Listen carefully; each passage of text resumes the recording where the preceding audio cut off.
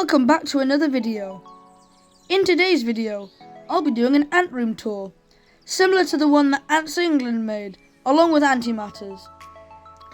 It'll be split into two separate videos, and it's just a nice way to update you on all of my colonies, and so I can come back and look at this video at the end of the year and see how far all the colonies have come.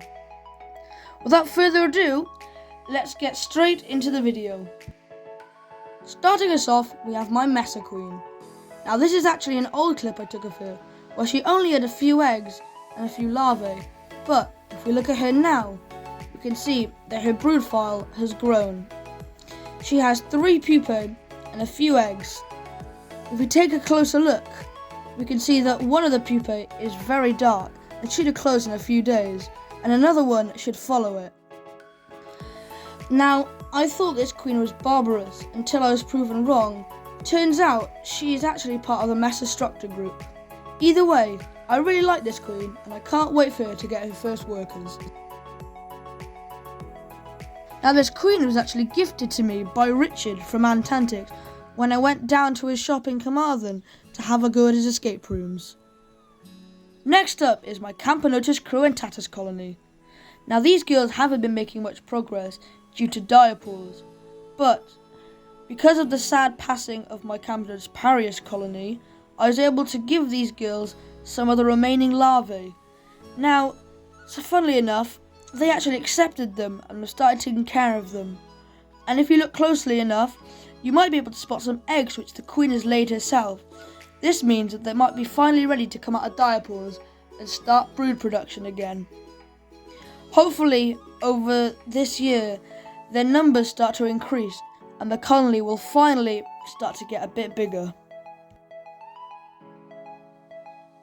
Not much more could be said about this colony, so without further ado, let's move on to the next one. Next up is my only native species, being my Lasius niger. At last they've come out of hibernation and have tons of brood, which means they should explode over spring. They've moved from their old tube into this new one and have all clustered together. These were actually my very first species and my very first colony, who are somehow still alive today.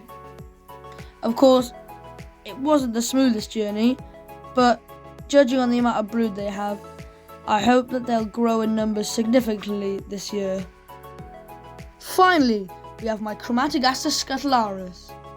I received these girls at AntCon as my free species, and they didn't do as well as I hoped they would in the first year. But, as you can see, they have a massive pile of brood. Loads of eggs, loads of pupae, and larvae scattered all over the tube. The queen is also very healthy, so I expect them to absolutely explode this year. Well, I hope so at least. I love these girls, so it'd really be nice to have a big colony of them. And I love their behaviours as well. Just look at this one running around the water feeder. And with that, we've reached the end of the first part of my ant room tour. I hope you enjoyed, and I'll see you all in the next video. Goodbye!